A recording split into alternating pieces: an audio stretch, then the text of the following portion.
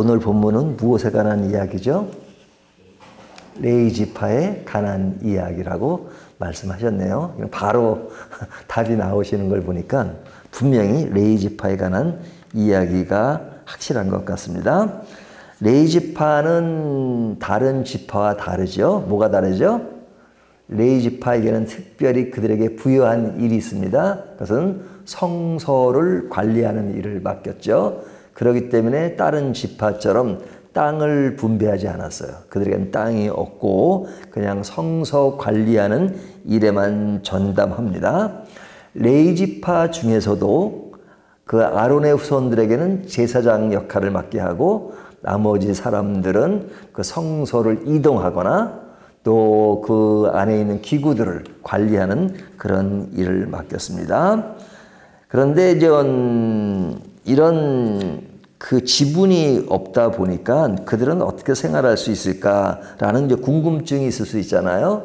하지만 하나님은 그들도 사람이고 그들도 먹어야 되고 그들도 생활해야 되는데 그들을 완전히 이렇게 그런 것을 멀리한 건 아니죠. 뭐 그들이 초자연적인 그런 인간도 아니고요. 그들도 똑같이 생활을 해야 되는데 그들의 생활을 위해서는 그 생활 여건을 마련해 주셨죠. 그것이 뭐죠?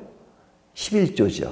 그러니까 각 지파에서 10분의 1을 드린 것은 누구의 몫이에요? 레위 지파들에게 11조를 주었습니다. 그리고 레위 지파들은 자기들이 받은 11조에서 또 11조를 누구에게 줬어요? 제사장들에게 줘서 그들이 생활할 수 있도록 했습니다. 그러면 11조라고 하는 것은 이렇게 정기적으로 나오는 것이지만 그것만 필요한 것이 아니라 그들이 살 땅이 있어야 되고 또 집이 있어야 되잖아요. 그 집에 대한 이야기를 오늘 본문이 하는 겁니다. 자, 그 집은 어디였을까? 이스라엘 백성들이 광야 생활을 할 때는 그 레인들이 모여있는 그 지역이 있었죠. 그러니까 이동을 하니까 그 이동할 때 이제 같이 이동한 대열이 있고 딱 정착을 하면 그 정착할 수 있는 그곳에서 고들이 머무는 것이 딱 이렇게 대열이 있었죠. 그래서 레위기가 아니라 민수기 1장부터 10장까지 내용을 보면 그런 그들의 배열이 있었는데 가운데는 뭐가 있었죠?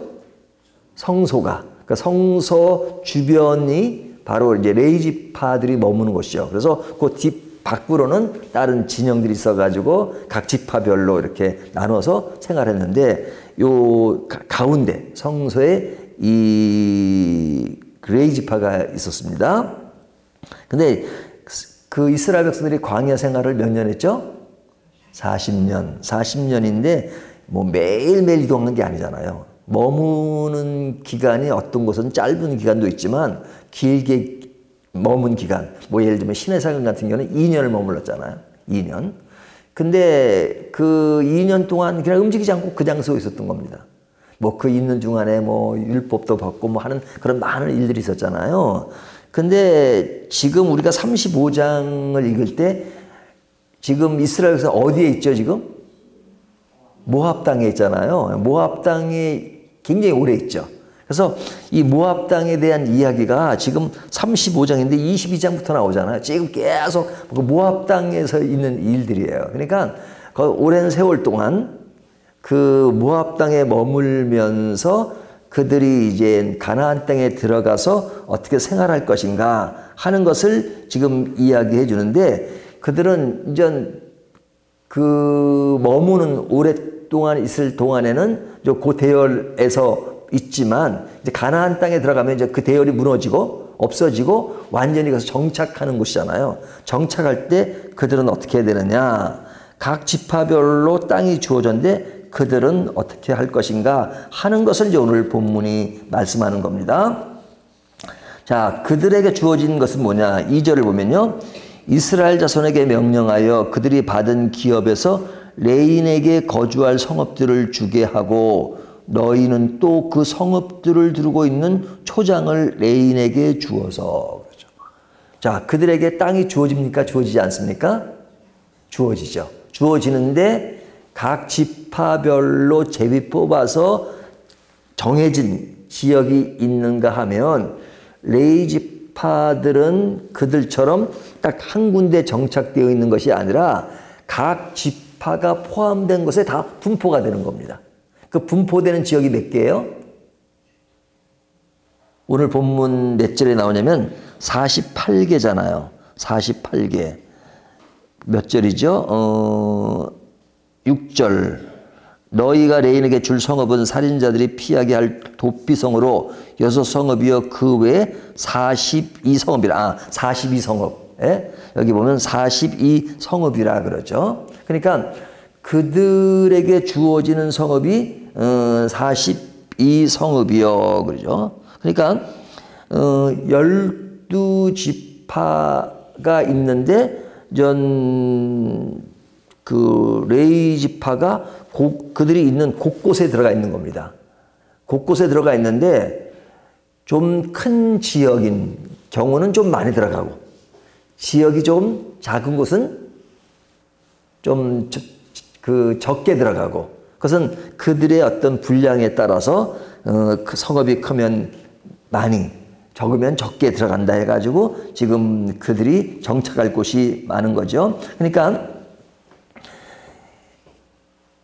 이동할 때는 성소를 중심으로 하지만 지금 정착된 곳에는 이 백성들이 다 분포된 곳에 곳곳에 레위 지파가 있음으로써 그들 중심에 항상 생활권 중심에 그들이 있는 그러니까 레위 지파들은 특별히 성소를 관리하는 그 일을 담당하는 것이니까 그 일에서 생활 속에 그런 그 어떤 신앙생활과 연결되는 말하자면 오늘날로 말하면 교회가 있는 것 같은 거죠. 그래서 좀 더 친숙하게 그러니까 이동할 때는 가운데 성소가 있지만 지금은 그 레위 지파들이 분포돼서 그들과 좀 더 밀접하게 생활 가운데 연결되는 것을 볼 수 있죠.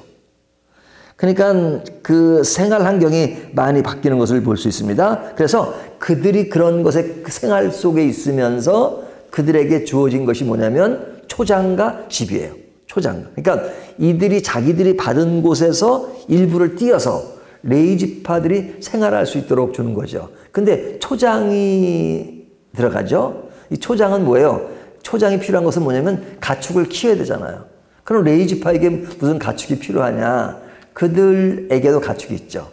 이스라엘 백성들이 성소에 올 때 뭘 가져오죠? 제물을 가져오죠. 제물을 가져오면 번제로 드리면 그 제물을 태워서 그래서 고기로 그들이 먹는 거예요. 레위 지파 사람들이. 또 제사장도 마찬가지고. 하지만 그 동물을 다 잡는 건 아니죠. 번제로 드리는 게 아니라 뭐로 드려요? 거제로 드린다. 거제로. 거제로 드리는 것은 뭐예요? 그러니까 짐승을 오면 이렇게 짐승을 하나님께 이렇게 흔드는 거예요. 그 산짐승을 그들 하고 그 다음에 이제 그들이 이제 소유하는 거죠. 그러니까 그들이 소유하면 이제 그들이 키워야 되잖아요. 그럼 어디서 키워요? 키울 땅이 있어야죠. 그러니까 그 땅을 레위인들에게 주라 이거죠. 그래서 그 땅은 성읍으로부터 뭐 2000규빗 또 1000규빗 그러니까 2000규빗과 1000규빗이 4절과 5절에 이렇게 좀 그 숫자가 좀 달라서 이것이 2000이 맞는 거야 1000이 맞는 거야 그러지만 2000이라고 하는 것은 성을 중심으로 해서 잰 거리고 성벽을 중심으로 1000규빗이라고 이렇게 말하고 있죠. 그러니까 그들에게 분포된 땅이 결코 작은 땅은 아니에요. 레위 지파. 하지만 그들이 그곳에서 생활하면서 그들이 맡은 역할을 할 수 있도록 그렇게 하는 거죠. 자, 이것이 그들에게 주어진 그 땅으로서 충분히 그들의 역할을 감당할 수 있도록 하는 겁니다. 그러니까 이제 각 지파가 그들 안에 레위 지파가 있으므로 생활권 안에서 그런 신앙생활을 한다라는 그런 개념을 주고 있습니다. 자, 그뿐만 아니라 이제 저희가 오늘 본문을 다 읽지는 않았지만 그 이야기가 1절부터 8절까지 쭉 나오는 이야기입니다. 자, 그리고 이제 9절부터 나오는 이야기는 15절까지 무엇에 관한 이야기예요? 도피성에 관한 이야기죠. 도피성. 이 도피성은 몇 개를 두라고 말씀하죠? 6개. 도피성 6개. 그래서 동편에 3개. 안쪽 서쪽으로 3개 도피성을 두라고 이야기합니다. 이 도피성이라고 하는 것은 사람들이 잘못하는 것이죠. 그러니까 살인을 했을 때 살인한 사람들 중에 고의가 아니고 어쩔 수 없이 그런 본의 아니게, 그러니까 부지중이라고 하죠. 부지중에 살인한 사람들이 그 살아날 수 있는, 그러니까 구제될 수 있는 그런 것으로 만든 것이 도피성이죠. 그러니까 그 당시는 이렇게 법률 체제가 오늘날처럼 잘 돼 있지 않잖아요. 뭐 사람이 범죄를 하면 그 어떤 절차가 있어서 그걸 국가가 처리하잖아요. 하지만 그 당시도 그런 것을 재판하고 하는 일들이 있지만 그런 것들을 이렇게 체계적으로 할 수 있는 여건이 아니었단 말이죠. 그러니까 누가 살인을 하면 그 살인에 대해서 그냥 그런 사람들 간에 살인한 자니까 어떤 규정이 약간은 있지만 뭐 그 사람을 죽인다거나 그러잖아요. 근데 어떤 A라는 사람이 살인을 했어요. 그러면 그것을 보복하기 위해서 또 그것을 당한 가족이 그 사람을 살인해요. 그럼 또 이 사람을 살인하면 또 그것을 또 복수하는 끊임없이 하다 보면 나라 전체가 어떻게 되겠어요? 맨날 피를 보고 살인하고 그러다 보면 그냥 나라가 엉망이 되잖아요. 그러니까 고의로 지금 그 16절 이후에는 고의로 살인하는 것은 분명히 처단하라 하는 것을 분명히 이야기하지만 본의 아니게 되어진 일, 어떻게 하다 보니까 서로 부딪혔는데 넘어지면서 죽었어요. 그건 전혀 본의가 아니었는데 그럴 경우는 어떡하냐? 도피성을 찾아가라 이거죠. 도피성을 찾아가서 그곳에서 그가 복수로부터 방지될 수 있도록, 막아줄 수 있도록 그런 제도를 만든 것이 도피성이죠.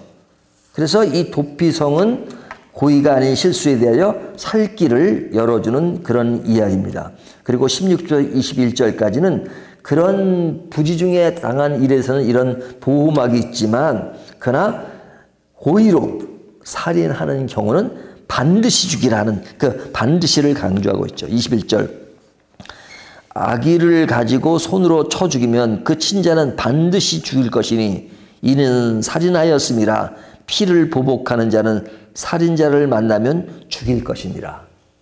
그러니까 굉장히 진짜 그 시대가 진짜 끔찍하죠. 그러니까 모든 것들을 국가가 다 처리할 수 있는 상황이 아니잖아요. 그러니까 그런 자에게는 어떤 약간의 제도를 통해서 죽이라 이거죠.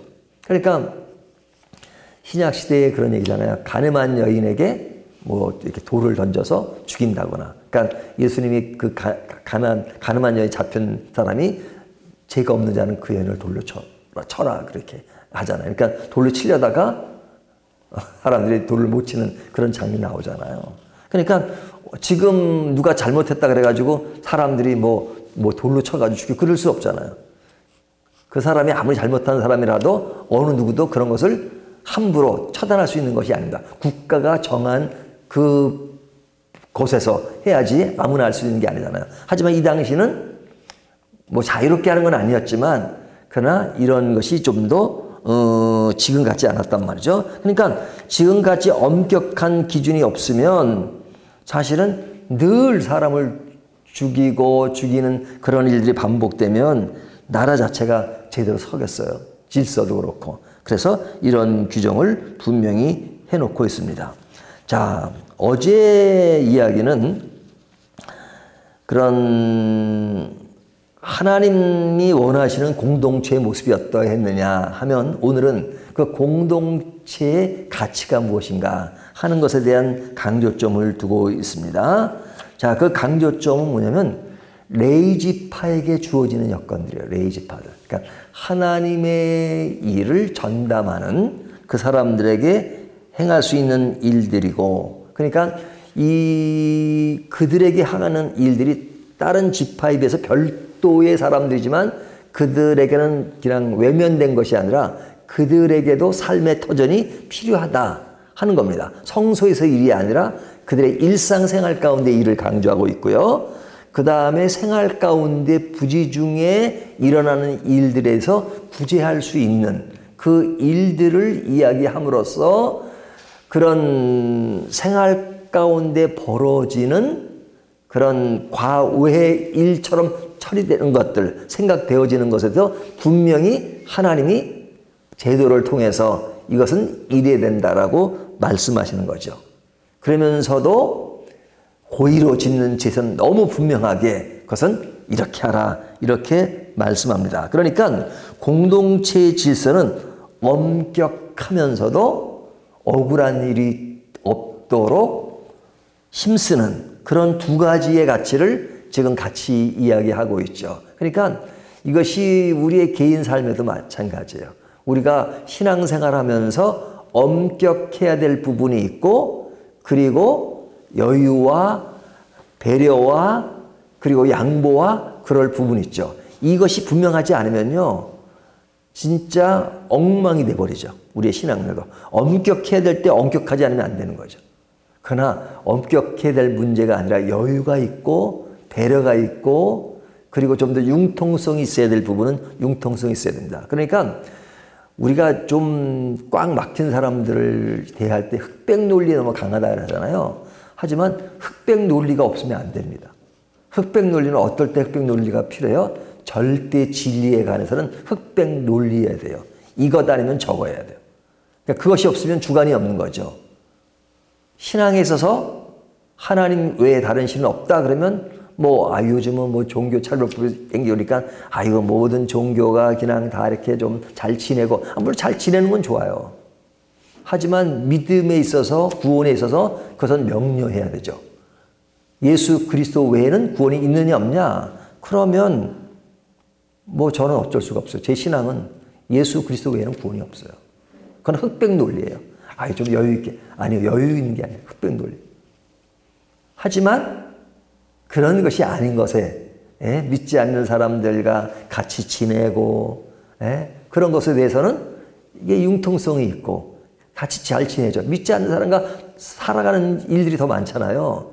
당신은 예수 안 믿으니까 우리는 그거는 진짜 아니죠. 우리가 그들의 영역이 없으면 살 수가 없잖아요. 버스 탈 때 운전자에게 예수 믿으세요? 안 믿으세요? 안 믿어 안 타고 그래요? 그러진 않잖아요. 늘 그들에게 빛과 소금의 역할을 하고 교회가 교회로서 사회에 기여하는 역할이 필요하단 말이죠. 제대로 해야 되죠. 본이 되고 덕이 돼야 되고 그래야 되잖아요. 근데 본은 되지 않으면서 우리의 어떤 아집 그래서 우리는 당신들과 달라 이것은 교만한 것이다 이거죠. 그래서 우리들의 개인 생활 가운데 아주 철저한 공동체의 가치는 뭐냐? 분명해야 될 것은 분명하고 하지만 여유가 있을 때는 여유가 있는 것으로 그것을 잘 구분해서 행하는 일이다 하는 것을 오늘 본문이 중요합니다. 민수기가 36장까지 있는데 거의 끝부분에 가서 이런 부분을 강조하는 것은 우리의 신앙의 명료성과 그리고 융통성 이 두 가지를 함께 말씀하고 있습니다. 오늘 이 말씀을 가지고 우리 신앙의 모습이 어떤가? 어떤 사람은 너무 융통성이 많아가지고 본질을 잘 이렇게 가지 못한다면 그것은 개선돼야 되고 또 어떤 사람은 본질은 추구하지만 어떤 삶의 융통성이 없다면 또 그것도 균형을 잡는 것이 굉장히 중요하겠죠. 오늘 이 말씀을 가지고 우리의 신앙의 모습은 어떤 것인가 하는 것을 다시 한번 점검하는 저와 여러분이 되시기를 주님의 이름으로 축원합니다.